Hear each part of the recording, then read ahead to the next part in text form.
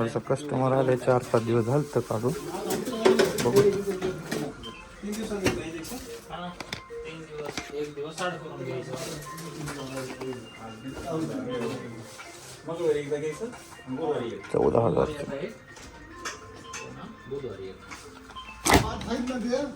एक डोसचा आहे सगळं पूर्ण सध्या त्याच्यात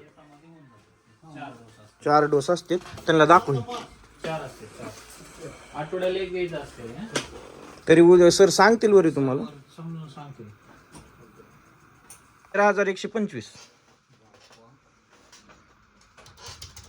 तरी ते ह्याच्यामध्ये 60% डिस्काउंट कमी झालेले ना. MRP 14,000 आहे.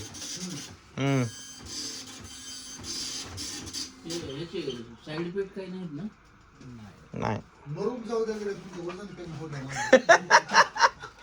तसं काही नाही.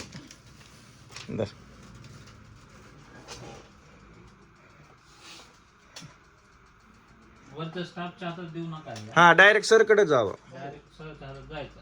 कारण ते 1 ml पेक्षा कमी डोस असते ते बघण्यामध्ये आहे ना गायब होऊन जायचा डोस. 3,281 रुपयाचा एक डोस पडतंय. ते एवढं ट्रायल करण्याच्या चक्कर मध्ये जाईल एखादा डोस. डायरेक्ट सरच्या हातातच द्या.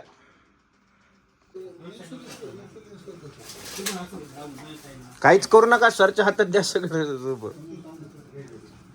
बघा 13,000चे इंजेक्शन घेतात लोक. नाही ते जास्त डोस आहे माहिती का. 2.5 हो ते फक्त तुला सवय लागायची दुसतर आहे. हा आणि त्यानंतर इन्क्रीज जवळ माहिती का त्याची कॉस्ट किती आहे. 1 लाखामध्ये 20 किलो कमी होणार बाबू. आणि आता हे जे आहे जरा फील होतंय की हा बाबा चला रिझल्ट आलाय. आणि कसं वेट वर पण असतं ना.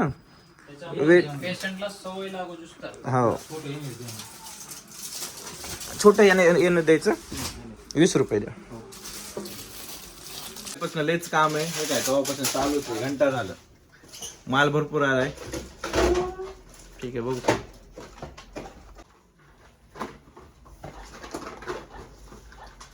हे 2 वेळा घ्यायचं. एक एक टोकन हा सकाळ संध्याकाळ जेवणानंतर. हे रोज एक सकाळी जेवणानंतर गोळी. बोला द्यायची का. 50 रुपये काय ना देऊन टाका ना लगेच करून घ्या.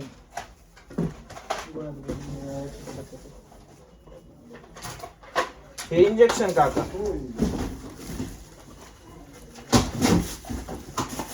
आता खायच्या गोळ्या घरी गेल्यावर. इंजेक्शन 4 मध्ये टाकले. महिन्याचे आली हो.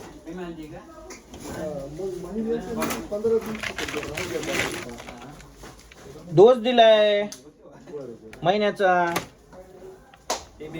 हा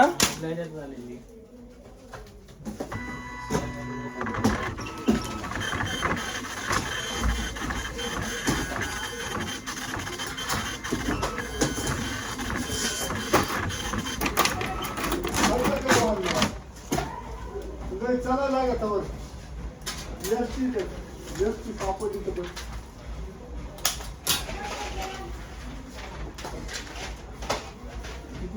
1560 रुपये.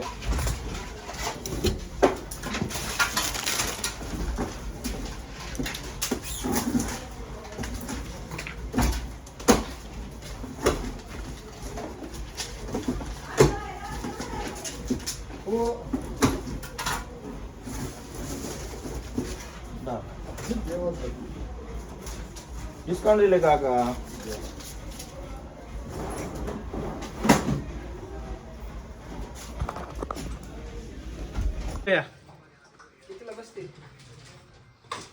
आम्हाला भेटायला आलेत आज. व्हिडिओ ब्लॉग टाकलाय म्हणून ऋषी भैया स्पेशली आमची गाडी घ्यायला आलेत.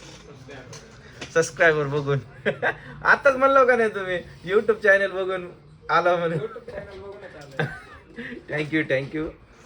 असे पेशंट आलेला आहे. अनकॉन्स्टेबल आहे सध्या. बहुतेक एंटीबायोटिकची जरा इमर्जन्सीच आहे त्याच्यामध्ये. चला आपण मेडिकलला जाऊ. इमर्जन्सी काही लागू शकतं म्हणून चल